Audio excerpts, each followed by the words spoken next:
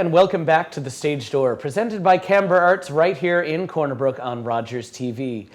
To those from around the province, this one might be worth a trip in. It is the Newfoundland Labrador premiere of Mean Girls the Musical, presented by our education division at Canberra Arts, the Graham Academy.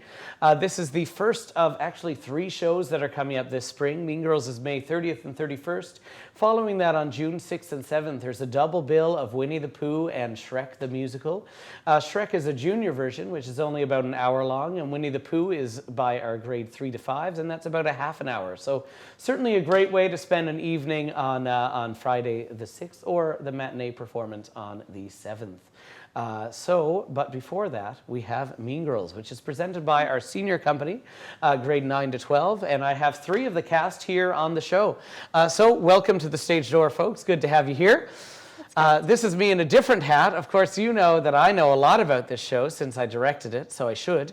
But we'll pretend that I don't know as much when I get to the questions about that. So for those watching, these are 3 people that I know really well. But we're going to still learn something new about each other, I'm sure. So I'm here with Lily Cunning, Sarah Hayes, and Brooklyn Pittman. So Lily, we'll start with you. Before we talk about Mean Girls and the show itself, we'll talk about you. And what we do on the Stage Door is we always ask how it all began. So what was it that started your journey into the arts, into theater? That's a really good question, actually. I only learned about theater and a lot of the musical arts by my nan, who actually suggested that I would go into this program. And I have like a big love for singing and stuff, and she knew that. So that's how I initially began to love musical theater, and it's just been that way ever since, and I'm always hooked. Yeah. So when did you start that journey? What year was that? How old were you is perhaps a better question. Yeah, I believe I was around 7 to 8, and so, man, that would have been like, I don't know, 2018? Yeah, it's been a big part of your journey, right? When we look back, and 2018 was our first year in our facility at 110 Humber Road. So I think that is when you hopped on board. So certainly it's been awesome to, you're of this trio, you're the veteran in terms of your involvement with Graham Academy. You've been there through that, and then we really grew in kind of that 2022 onwards, which is when you folks kind of appeared out of the woodwork. So it's great to know, and again, that's really why Canberra Arts has an education pillar, is because it is so important to provide opportunity for students to realize, whoa, I really like this thing, whether that's through outreach of me going into a school and directing, or whether that's through joining the program. There's all those opportunities. We'll move down to you, Sarah. What was it that started your journey into theater? I think the first thing I ever had with acting was I started doing lessons at TNL in this little tiny hole in the wall room between a car mechanic plays. So that's what started, and I always took music lessons, singing and stuff, and I kind of just wanted to combine that, and then I found Graham Academy in, I think 2022 or 2023? Yeah. Yeah, it was after Annie, I believe. Yes. Yeah, you started doing lessons that year, and then joined the program the next year. Yeah. And Brooklyn, what about you? I've always loved music, and I've started, I did voice lessons and guitar lessons with Casey Callahan before, but I'd always come to Canberra Arts Graham Academy shows years before I actually joined, and I'm really happy that I'm a part of it now. Yeah, excellent. And one of the things worth noting, and I think one of my favorite things about programs like Graham Academy and like the other offerings around, whether Corner Brook Dance Hub or Open Door Theatre, is that it combines students from multiple schools. So I think it builds a community, and I feel that's a really strong force. Both of you are at CBRH, and Brooklyn, you're at Immaculate Heart, but really it expands your community because you now know these people. And doing a show, I don't think there's really a better way to grow your community and your pool of friends than doing a show with them, because in order to do a show, you have to trust each other so much to know, okay, we're good. We're in good hands. We're okay. So I think it's such an important layer of that, is that we're bringing a new community together, and every show is unique in that way.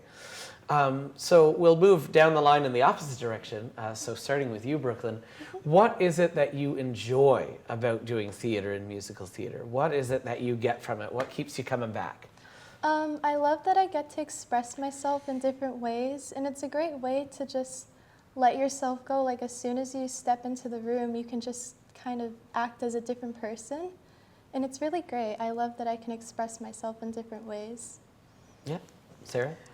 I think it's the place where I feel the most comfortable, just like ever. I can be like myself or anyone else, and I also like the challenge of getting to like step into a new role and just trying to be the best I can in that role. Lou? I connect with what Brooklyn and Sarah are saying, but I also like the thrill of right before I go on stage, and just like, it's not really anxiety, but it's just like it's really, really thrilling to just go out and just show off this amazing character. Absolutely. My teacher growing up always said, if you're nervous, it means you care about it. You should start worrying when you're not nervous. And, you know, I think that's valid, right? There is such thing as there's unhealthy stress, but there's also healthy stress, because you're stressed because you care. So I think it's important to identify that. I think theater is a great teaching tool because it has a hard deadline. You know, the show opens. That's a pretty good deadline there when there's an audience full of people. You got to know your stuff by then. So it's an important layer to have that nerves, but also to be able to channel it once the show starts and you go out there, boom, you're there, you're in. And I think it's interesting because the characters that you're playing are a little different in that you're not there at the top of the show. Janice, you are, but for you two, you're not there. So you get a little bit extra time with those nerves, I guess. Yeah. Before we jump in to talk about Mean Girls as a show and what people can get from that, another question for each of you. You know, we asked where it all began. The next question is, was there a moment in those early years where it clicked? You know, you are all in high school now, and high school's the age where you're going to decide whether you want to do something till you graduate, or you're going to decide, I can't right now, I need to focus on other things. And then you graduate, and then you have to make another big decision of what's after that. So really the question is, what was the moment, that magic moment that happened where it was like, I want to do this, I'm going to do this, through those, that's kept you going through the years? So Lily, we'll start with you. What was that moment of like, whoa? I think my magic moment was the first show that I've ever done.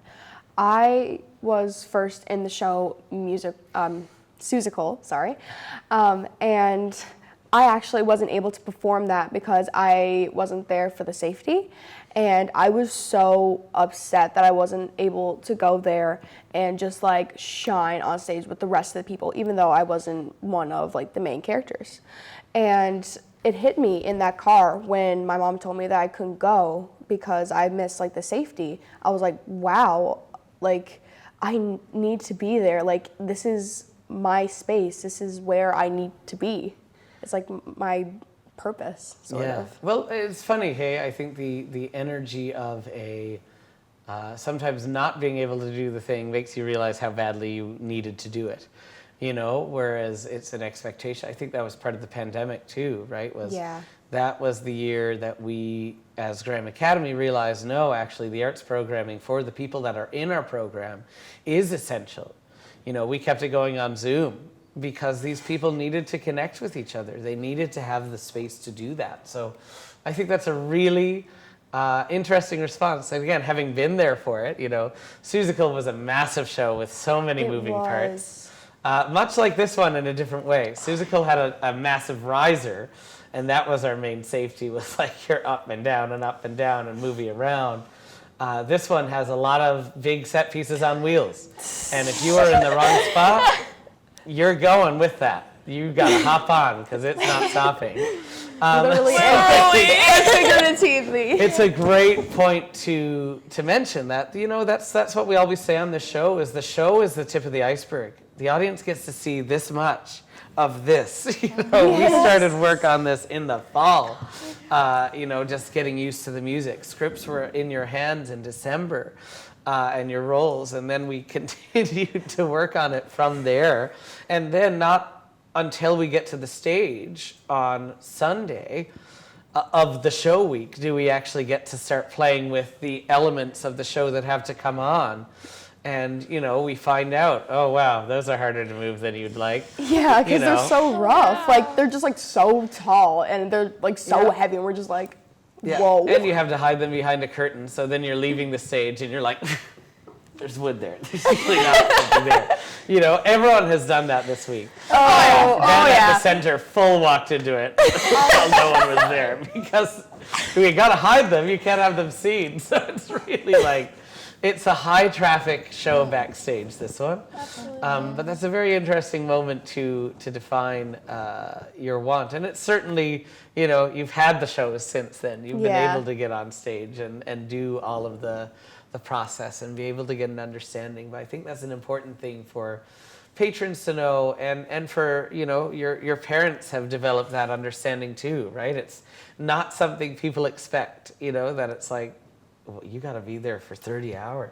Why? It's like, no, we really do. We're not sitting. Yeah. We're not waiting. Like we are working. We're for still 30 adding hours. extra time. You know, like- Yes. exactly. Like it's Because, finding the like- balance of that. Yeah, because, like, they finally see the show, and they finally see, like, whoa, this is what all that time has gone to. Yeah. It makes sense, and it actually just, like, comes together in harmony. Yeah. No, and I think a great example of that is, you know, we had our acts running at an hour and 15 each act, which is pretty good.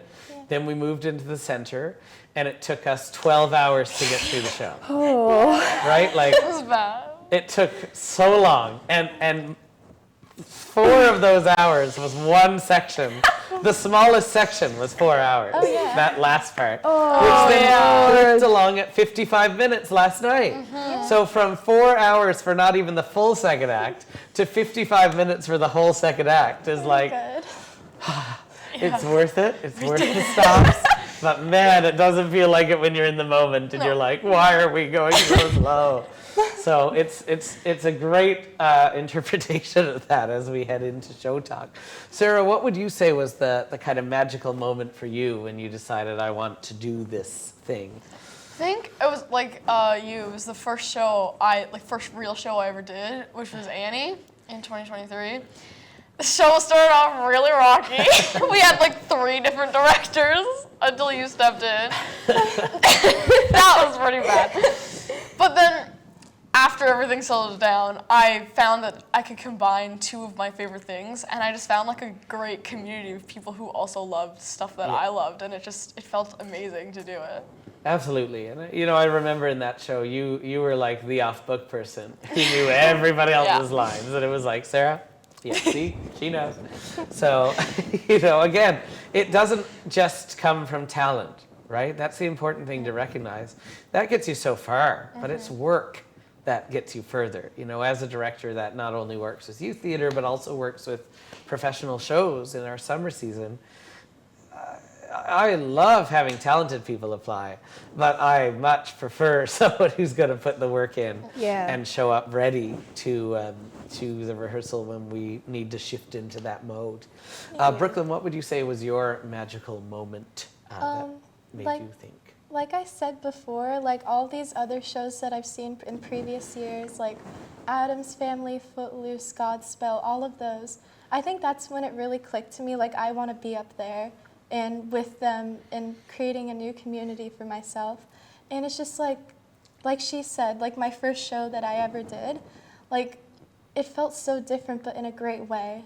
Like it was so amazing. Excellent, Yeah. you know, and I think that's the important side of this is, you know, we really do, for many of our shows, usually not our senior company ones, for a variety of reasons, we try to do school matinees, which just opens up an opportunity for kids in school to see it as part of their school day for a heavily reduced rate, because that can be that discovery moment, you know, that can be a major moment of discovery. And that's also why this summer, Canberra Arts, with our summer season, we're going to aim to do some pay what you can showings, because, you know, cost is a barrier for everyone right now in everything. That's why Graham Academy has a bursary program, which ensures that no youth is left behind when it comes to arts programming, not based on talent or merit, but based on the need and want to access that program. So if you want more information, that's on the Graham Academy website, but also ensuring that people can come to shows. So, you know, if there's anyone who that's a reason that they're like, I don't know, reach out. You know, we don't want to turn people away. We'd rather have a full house and make sure that people are able to be there, whether that's through someone sponsoring their ticket or whether it's through some other abilities. So as we go in to talk about Mean Girls, the show, you're all playing very different characters. Very different. Lily, you are Gretchen. Sarah, you are Janice, and Brooklyn, you are Karen. So let's have a quick description about the challenges and joys that have come with playing that character and what the character's like. We'll start with you, Lily. Okay, so Gretchen as a whole is just like she's very like a bird, sorry. She's very like this, like organized, but all over the place at the exact same time. Yeah. That's one of my biggest struggles. And she talks very fast, but it's very clear. You can understand it, which is also a big struggle for me because, I stutter. Newfoundland has fast talkers too. Like, that's the other man. part. We are a culture, even people without an accent are like, hey, how's it going? So yeah, anyway, I was at the store the other, it blasts through. And when we're doing a show, the audience gets to see that once. Yeah. So we need to make sure that they can understand it and take it in. And especially a show that's as iconic as Mean Girls. There are expectations, there are lines that people expect to have in the musicals. There's that thing that happens that Gretchen does a couple times. Multiple We've had to times. really work to make sure that was exactly what it needed to be. You know, there's those lines on Wednesdays we wear pink. There's a lot of moments that we need to really hit in this show. You know, she doesn't even go here. All of those are so key to that. Too gay to function. All of those lines, people know that. It's a cult classic now. So it's a tough thing, movie musicals, because you have to make it your own, but also live up to the interpretation that people are expecting to see with the show. So moving down the line, Sarah, what's the challenge and ease of playing a character like Janice? I think I'm like Janice in a way, but also very different than Janice. It's kind of, I can see some of myself, but also not. She kind of is angry at everything, the world, which I can kind of relate to, but she's also, even though she's not one of the mean girls as like, the plastics, she's still mean in her own way. Like she gets Katie to do these like terrible stuff to Regina, even though Regina was terrible to her. She's still just as mean back. And I think that's kind of a little bit of a struggle because I try to be as kind as I can. So just trying to step into a role where you're being mean, but you're also supposed to be perceived as not mean is kind of a little bit of a balance. Yeah, no, absolutely. I think that's the key with the show is there are so many layers to that, right? There are layers of everyone's in it for themselves in a way. Even Damien and Janice, who are very likable, they talk to the audience. They say it's a cautionary tale. They're telling them what you're going to see is this. And yet they do use Katie, this brand new student who has not interacted with other kids, to be like, well, you have to do this. You're the inside man. This is really good. Good. Yes. And she and wants then friends. when she, when she betrays them, because of course you would. It's your first time making friends. You're going to make mistakes. It's high school. Things get messy. Then it's like, yeah, this is your fault. It's like, I think we could have self-reflect a little. And I do think Janice does. I think at the end of the show, it does wrap. And I think as cheesy as the moment is, it's also a wholesome moment, right? To say, you're all stars. You're all people shining in the night. I think it is a beautiful clue-up message to say that, everyone out there is a star because it's fully unique and it's brilliant to see. Brooklyn, what would you say is the challenge and joy about playing a character like Karen, which is very different from everybody else? Very different. Let me see. She's very open about herself, that's for sure. But I'm like so different from her because she always talks about specific things that I wouldn't really talk about too. Yeah, absolutely. And just like trying to interpret that way of being her and trying to act dumb is just like a bit different from what I would usually do. Absolutely. And I think too, like there's that layer of, you know, she is actually quite smart. Yeah. She's in a not way. book smart, but Yeah. there are ways in which In she her is own quite way. brilliant, you know, Yeah. and I think that's the interesting thing that she acknowledges. She's like, well, this person says this, but it actually means this.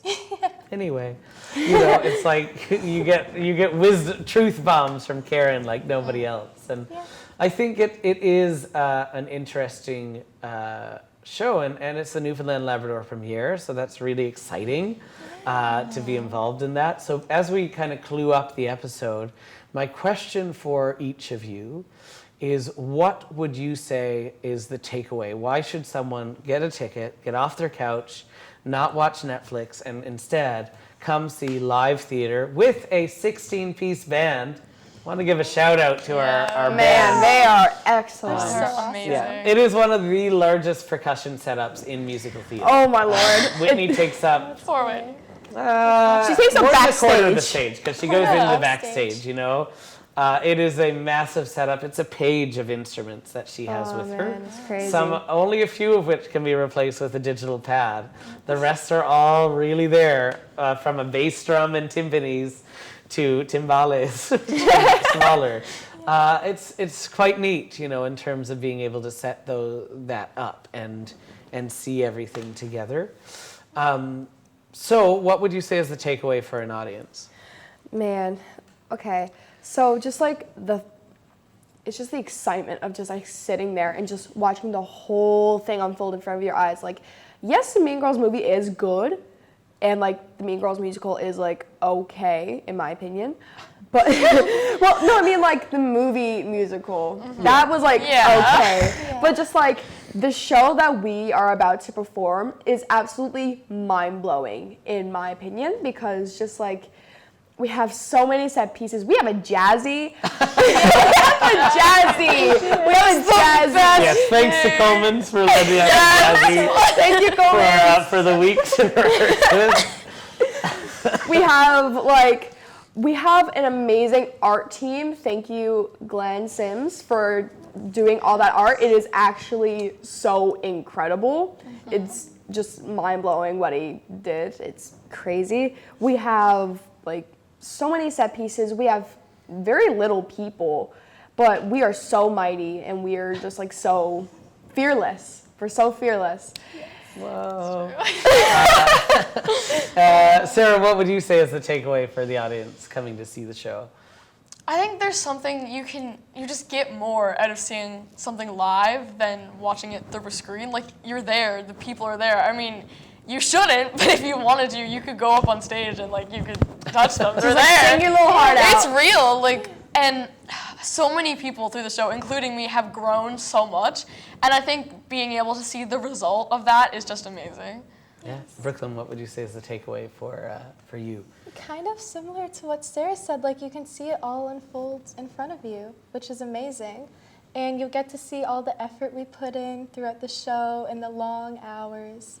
It's really great. So you should definitely come sit with us. You should. Come be Absolutely. fetch. Wear pink, be Wear fetch, pink. Yes. take a seat, even though it's not Wednesday. Yeah. It's going to be a great show. It is an electric show. You know, the pace of this show is huge. So that's the fast. challenge. That's why there's so many set pieces, and that's why they're on wheels, is because there are like 3 blackouts in this show that have a button and an end to a song. The rest of it, you know, Katie finishes a conversation here and walks down over here, and she's in a new scene and a new place. It's insane. You know, and the whole show is designed with Janice in mind. that Janice and Damien have kind of directed this vision. Yeah. So the projections that Glenn made are all drawings, and then that gets carried out into the world a little bit through It's the so props that are vibrant. able to be like fake cell phones that look like they're Yeah. drawn by Janice. Of course, you know, some of it's just real because we had to borrow a school desk. We could not make a school desk that looked like it was drawn by Janice or paint the school desk. But we're very thankful that our community rallies and supports us, you know. It's going to be a great show. Friday tickets are moving pretty quickly for May 30th, so you're going to want to get tickets online or call the box office for that. And then, you know, don't sleep on Saturday. Spread the word. It's going to be a fantastic show. It's going to be fetch. We will make Gonna be fetch happen. fetch. We will make fetch happen. And we are so thankful that you in Corner Brook can support these young people developing their craft. And I, you know, want to say that many of our audiences go to these shows and say it is beyond youth theater. And I think that's valid, but I want to challenge that to say it is what youth theater can be. You know, this is professional preparation, not only for being an artist, but being an adult and being in the world and developing leadership cooperation. And that is what you get to see on the stage for this show from Graham Academy. So that's happening at the Arts and Culture Center May 30th and 31st. You're going to want to grab your tickets for that. As we clue up our episode, I want to thank our gold level sponsor, Harbor Financial, for supporting Canberra Arts and Graham Academy through a generous donation. If you'd like to join our corporate campaign, there is still time to do that. One of the perks for gold level sponsors is they get mentioned on the stage door right here. So please check out those businesses that have chosen to support the arts in that way. And don't hesitate to check out the shows coming up from the Graham Academy. May 30th and 31st at the Arts and Culture Center is Mean Girls, and June 6th and 7th at the Corner Brook Arts and Culture Center is Shrek and Winnie the Pooh. I'll see you next week at the stage door.